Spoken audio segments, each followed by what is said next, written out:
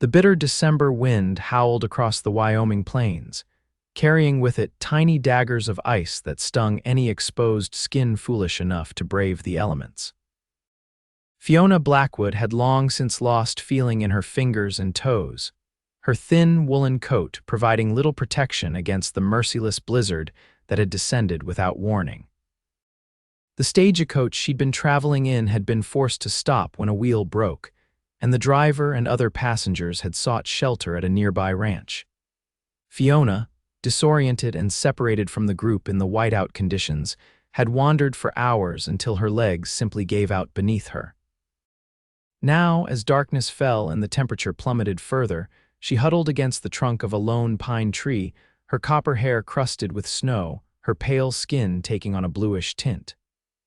Death, she realized with surprising clarity, was coming for her this night in December of 1878.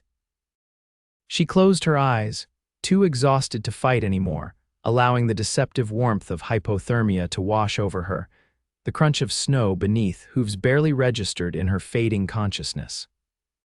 It wasn't until rough hands were shaking her shoulders that Fiona's eyes fluttered open, meeting a pair of intense green ones staring back at her from beneath the brim of a snow-dusted Stetson. Miss, can you hear me?" The man's voice was deep, urgent. "Sweet Jesus, what are you doing out here alone?" Fiona tried to respond, but her lips were too numb to form words. The stranger cursed under his breath, quickly shrugging off his heavy buffalo coat and wrapping it around her trembling form. "I'm Thomas Reed," he said, scooping her into his arms as if she weighed nothing. "And you're not dying in this God-forsaken blizzard, not on my watch."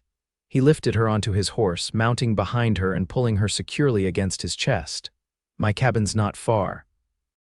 I'll keep you warm till spring and after, if need be." Fiona didn't have the strength to protest as he spurred his horse forward, cutting through the blinding snow with a confidence that spoke of someone intimately familiar with this harsh landscape. Her last conscious thought before darkness claimed her was that his body felt impossibly warm against her frozen one. When Fiona next opened her eyes, she was lying on a bed beneath a mountain of quilts, a roaring fire casting dancing shadows on the walls of a small but tidy cabin. The transition from near death in the snow to this cocoon of warmth was so abrupt that for a moment she wondered if she had indeed died and this was some sort of afterlife. "You're awake." The same deep voice from earlier drew her attention to a man sitting in a chair nearby, whittling a piece of wood. In the firelight, she could see him clearly now, tall and broad-shouldered with a strong jaw darkened by stubble, those remarkable green eyes set in a weathered face that had seen its share of sun and hardship. He set aside his carving and approached the bed, kneeling beside it to better assess her condition. "How are you feeling, miss?" Fiona licked her dry lips, her voice emerging as a croak. "Alive, thanks to you," he nodded, reaching for a cup of water on the bedside table and helping her drink. "It was a close thing. Your fingers and toes are frostbitten, but I don't think you'll lose any. Name's Thomas Reed, as I mentioned before. Most folks call me Tom." "Fiona Blackwood," she managed after taking a grateful sip. "I was on the stagecoach to Sweetwater when the Collins Creek stage." Tom interrupted, his brow furrowing. "Word came in this morning that it broke down. They reported all passengers accounted for and safe at the Peterson Ranch." Fiona shook her head weakly. "I got separated in the storm, couldn't see a thing." Thomas's expression darkened. "Damn fools didn't even realize someone was missing." He stood, moving to stoke the fire. "Well, Miss Blackwood, you're welcome to stay here until you're well enough to travel. Spring's the soonest anyone would attempt the journey to Sweetwater anyway, with the mountain passes as they are now." The full implications of her situation began to dawn on Fiona. She was stranded in a remote cabin with a stranger, possibly for months. As a 23-year-old unmarried woman traveling to take up a position as a schoolteacher, this was more than just inconvenient, it could ruin her reputation entirely. "I can't impose on you that way, Mr. Reed. Surely there must be a town nearby or a family that could take me in." Thomas turned back to her, his expression unreadable. Nearest town is Elk Hollow, 20 miles south. Nearest family is the Petersons, 15 miles east. In this weather, might as well be on the moon." He paused, seeming to read her thoughts. "I understand your concerns, Miss Blackwood. I'm not in the habit of compromising ladies' reputations. Come spring, no one need know you were here alone with me. I'll see you safely to Sweetwater with your virtue intact." There was something in his straightforward manner that made Fiona believe him. Or perhaps it was simply that she had no choice. "Thank you," she said quietly. Thomas nodded, returning to his chair. "Rest now, we'll talk more when you're stronger." Fiona closed her eyes, exhaustion pulling her back toward sleep. As consciousness slipped away, she wondered about the man who had saved her life and what circumstances had led him to live alone in this wilderness. Days passed in a haze of sleep and brief periods of wakefulness, as Fiona's body recovered from its ordeal. Thomas proved to be an attentive caretaker, changing the warm compresses on her frostbitten extremities, preparing simple but nourishing meals, and keeping the cabin warm despite the relentless storm that continued to rage outside. It was nearly a week before Fiona was strong enough to sit up for more than a few minutes at a time. Thomas had given her his bed while he slept on a pallet by the fire. One morning, she awoke to find him already gone, his bedroll neatly stowed away. A pot of coffee simmered on the small cast iron stove, and a note sat on the table, "Gone to check traps. Back by noon, stay warm. TR." For the first time since her rescue, Fiona had a chance to properly examine her surroundings. The cabin was small but solidly built, consisting of one main room with the bed in one corner, a table and chairs in another, and a cooking area near the stone fireplace. Shelves lined one wall, holding an impressive collection of books, not what she would have expected from a frontier trapper. Curious, she swung her legs over the side of the bed, wincing at the pain in her still-healing toes, and carefully made her way to the bookshelf. The collection was eclectic. Volumes of Thoreau and Emerson shared space with practical guides to hunting and wilderness survival, medical texts, and dog-eared novels by Dickens and Scott. Fiona ran her fingers along the spines, intrigued by this glimpse into her rescuer's mind. A sound at the door made her turn. Thomas stomped in, bringing a blast of cold air with him. Snow crusted his beard and eyebrows, but his arms were full of firewood and several rabbits hung from his belt. "You shouldn't be up," he said, kicking the door closed behind him and depositing the wood in the box beside the fireplace. "I'm feeling much better," Fiona replied, though she leaned against the bookshelf for support. "You have quite the library, Mr. Reed." A hint of color touched his cheeks as he removed his coat and gloves. "Winter nights are long out here, reading passes the time. Were you a teacher before this?" she asked, gesturing vaguely at the cabin and the wilderness beyond. Thomas's expression closed off. "No." He moved to the sink with the rabbits, clearly indicating the conversation was over.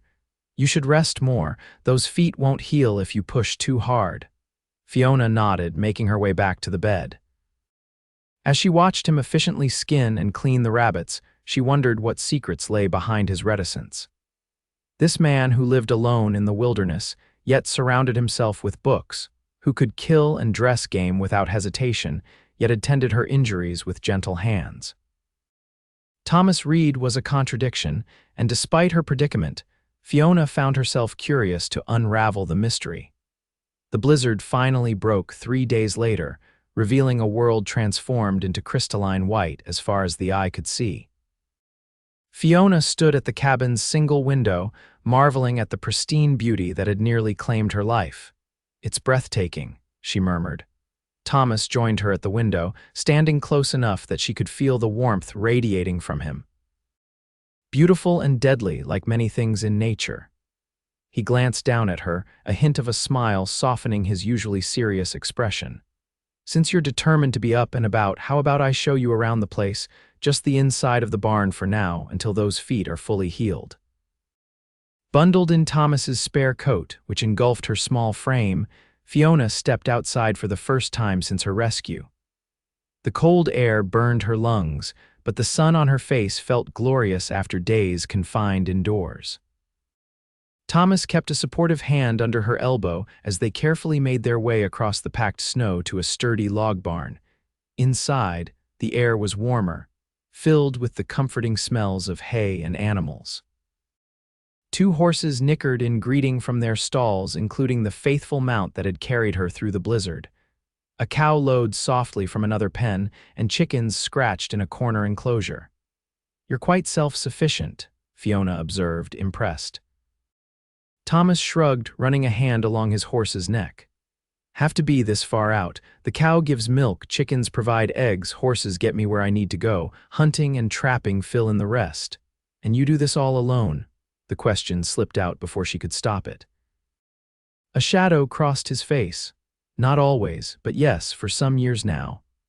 Before she could inquire further, Thomas moved away to check on the cow, effectively ending that line of conversation. Fiona mentally added another piece to the puzzle that was Thomas read there had been someone else once, someone whose absence still caused him pain. As January progressed, Fiona's strength returned, and with it came a growing restlessness. Used to being active and independent, she chafed at her enforced idleness and dependence on Thomas. Sensing her frustration, he began to include her in the daily routines of cabin life, teaching her to make sourdough bread, showing her how to identify animal tracks in the snow, even letting her help feed the livestock on days when the weather permitted a trip to the barn. One evening, as they sat before the fire after supper, Fiona darning a sock while Thomas carved what appeared to be a chess piece, she gathered her courage to ask the question that had been on her mind. "Mr. Reed Thomas, may I ask what brought you to this place, to live alone so far from others?" His hands stilled, and for a moment she thought he might refuse to answer as he had before when she'd broached his past. But after a long pause, he set the carving aside and looked into the fire. "I came west after the war," he said quietly. "Like many men, I suppose.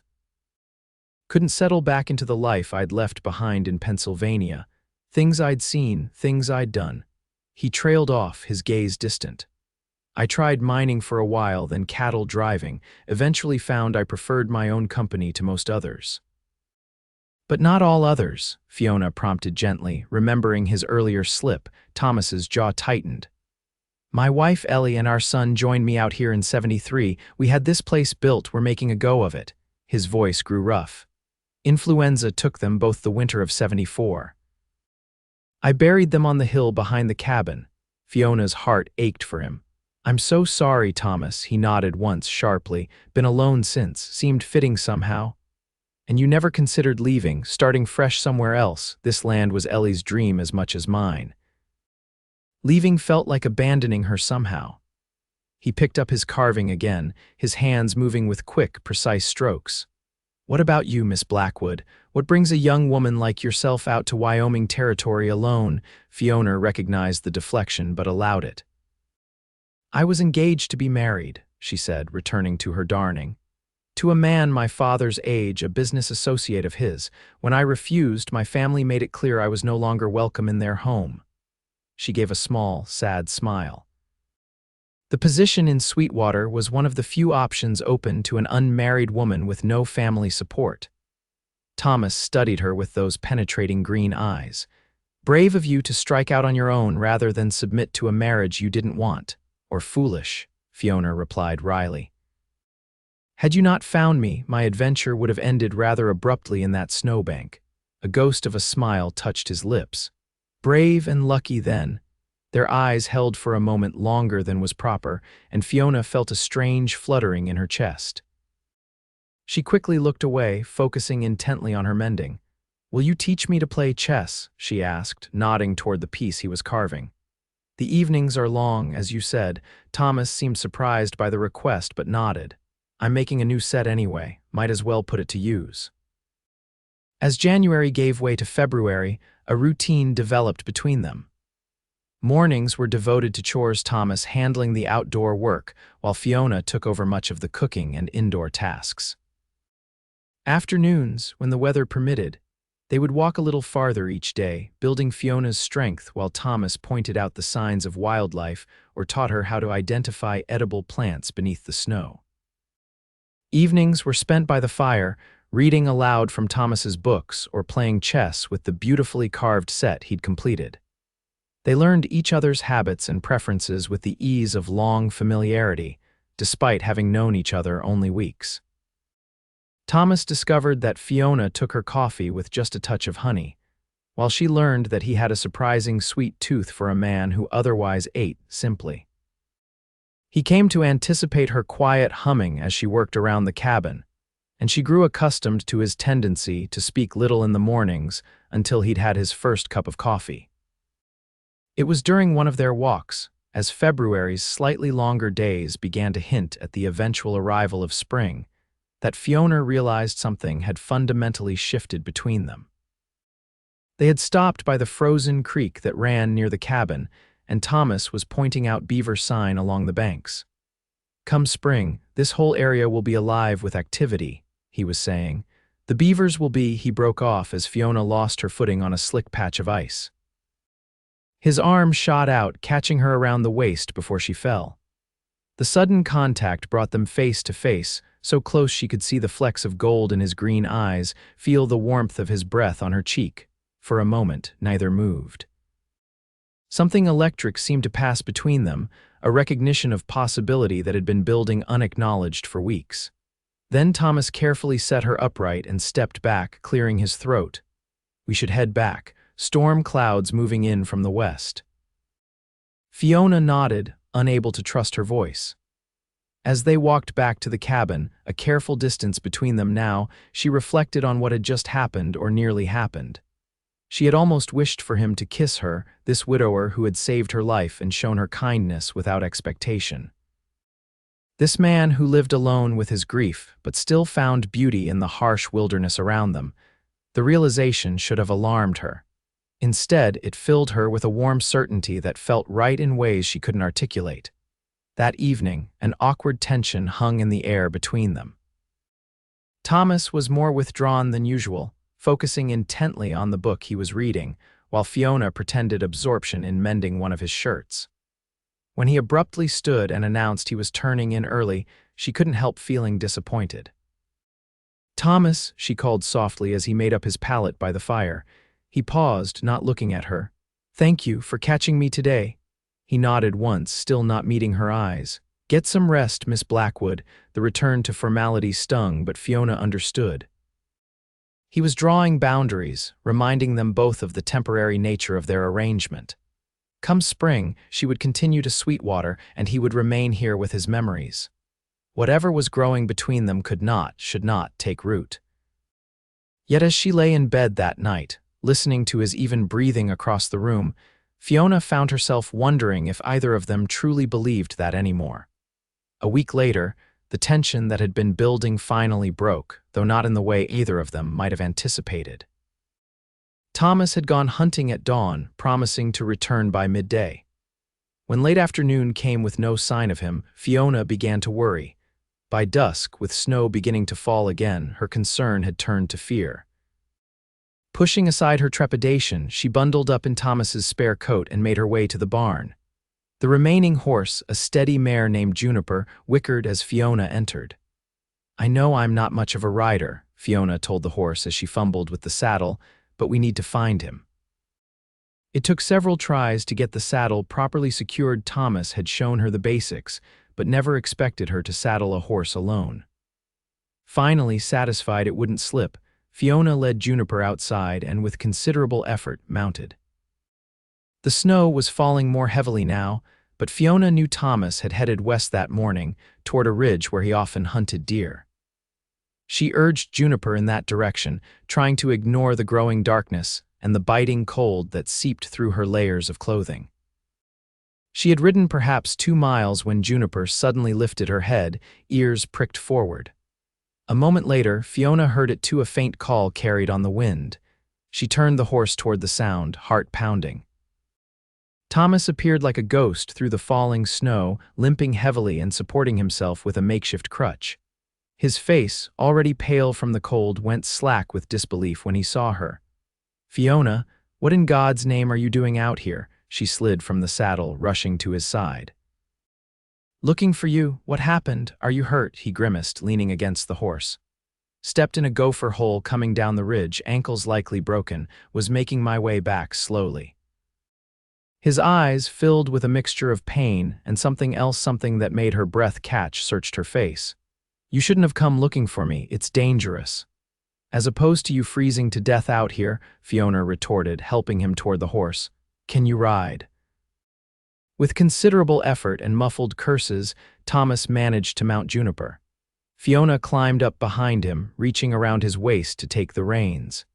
The intimate position forced her to press against his back, her arms encircling him to guide the horse. Despite his injury and the cold, she felt the solid warmth of him, the steady beat of his heart beneath her hands. The journey back to the cabin seemed endless, the snow growing thicker, obscuring landmarks. Fiona relied on Juniper's instincts more than her own sense of direction, trusting the horse to find her way home. Thomas remained stoically silent, though she could feel the tension in his body, knew each jolt of the horse's movement must be agony on his injured ankle. When the cabin finally appeared through the swirling white, Fiona nearly wept with relief. Getting Thomas from the horse to the cabin proved another challenge, but somehow they managed it, collapsing through the door in a tangle of cold limbs and exhaustion. The bed, Fiona directed, helping Thomas hop toward it. We need to look at that ankle.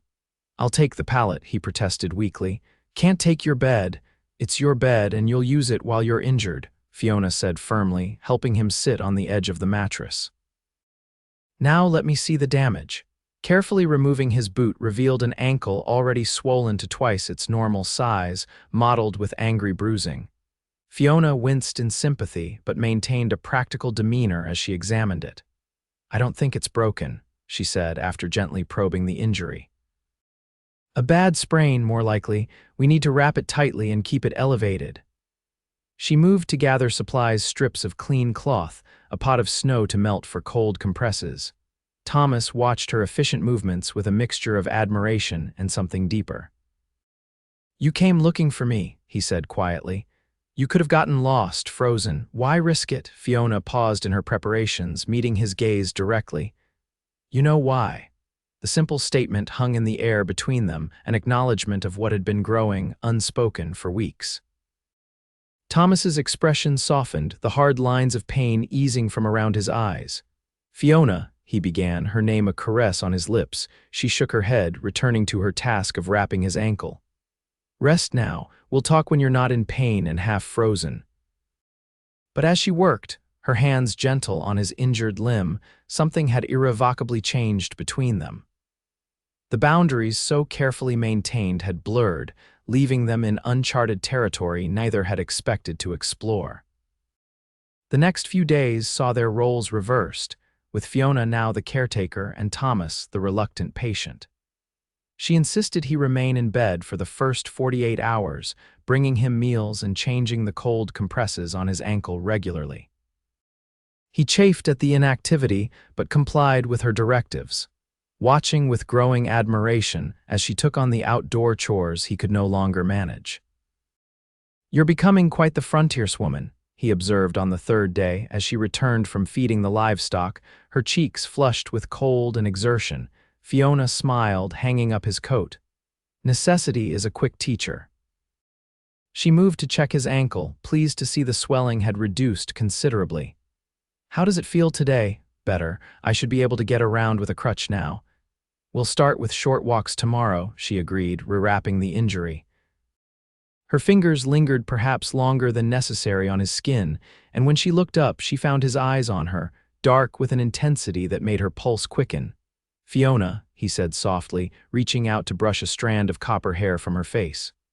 What I said before about spring. About you going to Sweetwater.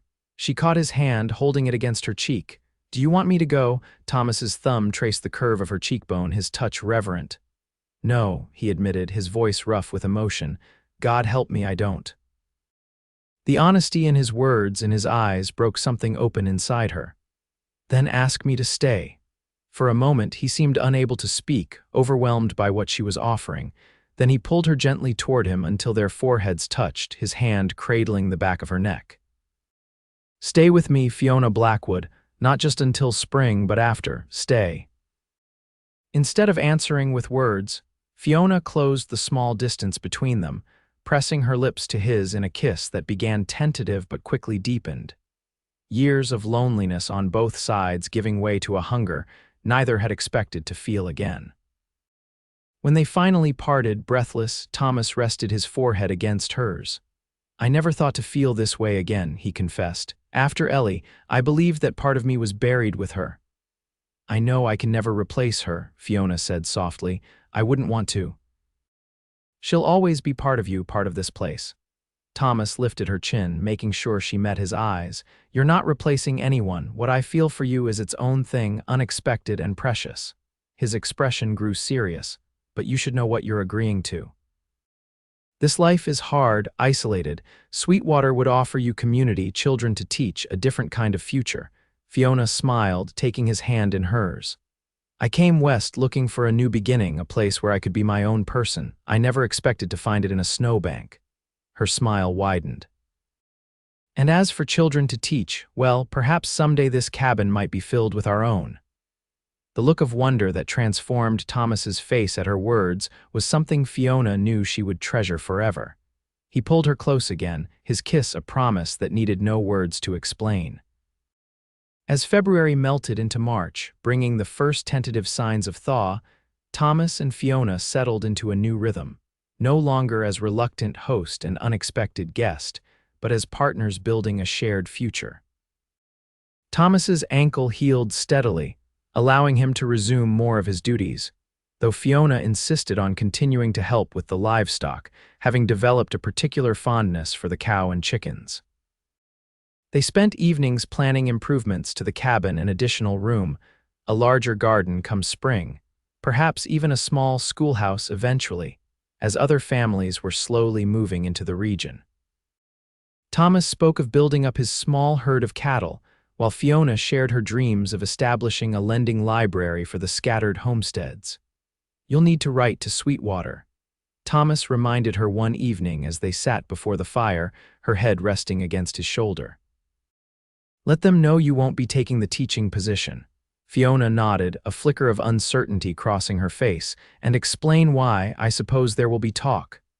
Thomas shifted to look at her directly. "Does that bother you, what others might say?" She considered the question honestly. "A month ago it would have. Now," she smiled, touching his face gently. "Now I find I care far more about building a life with you than about the opinions of people I've never met." Relief softened his features. "Still, we should make it official as soon as the pass is clear enough for travel. There's a preacher in Elk Hollow who comes through every few months." "Thomas Reed, is that a proposal?" Fiona teased, though her heart beat faster at the implication. He took her hand, suddenly serious. "Not a very romantic one, I'm afraid." "You deserve better than a man blurting it out by the fire without even a ring to offer." "I don't need romance or rings," Fiona said softly. "Just you and this life we're building, that's more than enough." But Thomas shook his head, a determined glint in his eye. "You may not need those things, but you deserve them nonetheless. Give me a day or two." True to his word, 2 days later, Thomas suggested a walk to the ridge overlooking the valley, where the first patches of ground were beginning to show through the melting snow. The day was clear and mild by Wyoming standards, the sun warm on their faces as they made their way up the gentle slope, Thomas still using a walking stick for support on the uneven ground. At the crest of the ridge, they paused to take in the sweeping vista before them. The valley spread out like a white blanket, dotted with dark stands of pine, the distant mountains still snow-capped and majestic against the blue sky. "This is where I came after Ellie and James died," Thomas said quietly, his eyes on the horizon. "I'd sit here for hours, wondering why I was still alive when they weren't, wondering what purpose there could be in continuing." Fiona slipped her hand into his, offering silent support as he shared this piece of his past. "I never expected to find joy again," he continued, turning to face her. "Never thought I'd want to. Then a blizzard blew and a copper-haired woman too stubborn to die in the snow, and everything changed." He reached into his pocket, withdrawing a small object that caught the sunlight. "I made this. It's not fancy like you'd find in a city shop, but..." In his palm lay a ring, clearly crafted by his own hands, a band of polished silver with a small, perfectly shaped wooden heart inlaid in the center. The silver was Ellie's locket, he explained, his voice rough with emotion. I've kept it all these years. The wood is from the pine you were sheltering under when I found you. 2 pieces of my past fashioned into a future if you'll have it, if you'll have me. Tears filled Fiona's eyes as Thomas knelt awkwardly before her, wincing slightly as he balanced on his good ankle. Fiona Blackwood, I thought I was rescuing you that night in the snow, but the truth is, you rescued me from a half-life I'd been living for years. Will you marry me? Stay with me through all the seasons to come? Yes, Fiona whispered, then louder, her voice carrying across the valley. Yes, Thomas Reed, in spring and summer, autumn and winter, and all the years between. He slipped the ring onto her finger, a perfect fit, then rose to pull her into his arms. Their kiss was a sealing of promises, witnessed only by the vast Wyoming sky and the land that had brought them together. As they made their way back to the cabin, their home hand in hand, Fiona thought about the strange twists of fate that had led her here. A broken stagecoach wheel, a wrong turn in a blizzard, a man who happened to be riding past at exactly the right moment. Coincidences, some might say, or perhaps something more, a design that neither of them could have foreseen, but that had woven their separate threads of loss and hope into something new and strong. The following weeks passed in a blur of preparation and anticipation. The snow continued to melt, revealing muddy ground beneath and turning the creek into a rushing torrent of snowmelt. Signs of spring emerged everywhere, the first green shoots pushing through the soil, birds returning from their winter migration, longer days that allowed for more work outdoors. Thomas and Fiona took advantage of the improving weather to ride to Elk Hollow, where news of their engagement was met with surprise but genuine goodwill from the small community. Thomas was respected, if somewhat of a mystery to the townsfolk, and their romance, the solitary trapper rescuing a beautiful stranger from certain death, in a blizzard, struck a chord with the frontier sensibility that valued such acts of courage and kindness. The preacher, as Thomas had predicted, was due to make his circuit through the area in early April. They set the date accordingly, giving them time to prepare the cabin for married life and send word to Sweetwater explaining Fiona's change of plans. You think they'll be very disappointed? Fiona asked as she sealed the letter to the school board. They were expecting a teacher, and now they'll have to find another. Thomas looked up from the chair. He was crafting part of a set of new furniture for their expanded cabin. They might be inconvenienced, but not as disappointed as I would have been if you'd gone. He set aside his tools, crossing to where she sat at the table. Any regrets? Fiona tilted her head back to look up at him, reaching to trace the line of his jaw, now clean-shaven for spring. Not one, she assured him. Though I do think I'll miss teaching, perhaps someday when there are more families nearby. There will be, Thomas said with certainty. The territory's growing, won't be long before we have neighbors closer than Elk Hollow. He bent to kiss her forehead. And until then, you can practice your teaching skills on me. Lord knows I could use some refinement after years alone in these hills. Fiona laughed, leaning into his touch. You underestimate yourself, Mr. Reed. You're already the finest man I know. Their wedding day dawned clear and mild, the kind of perfect spring morning that seemed designed specifically for new beginnings. The ceremony was small but meaningful, held outside the cabin with the valley spread below them. Besides the preacher, the only guests were the Petersons from the ranch where the stagecoach passengers had sheltered during the blizzard, a few townsfolk from Elk Hollow who had made the journey, and to Fiona's surprise and delight, the stagecoach driver himself, who had carried her letter to Sweetwater and returned with news that a replacement teacher had already been found.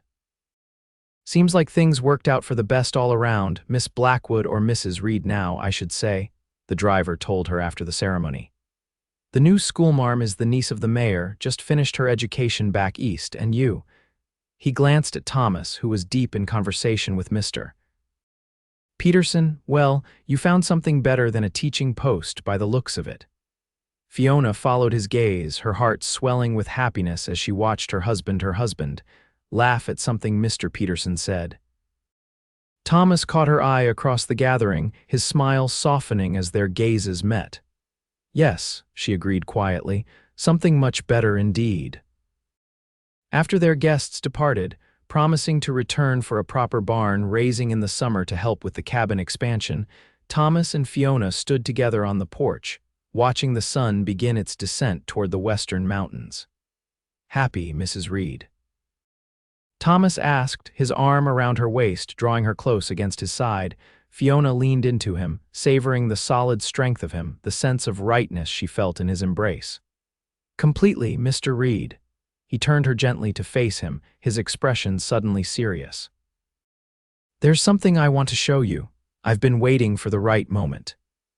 Taking her hand, he led her around the cabin and up the small hill behind it, to a spot Fiona had never visited, had deliberately avoided out of respect for Thomas's privacy.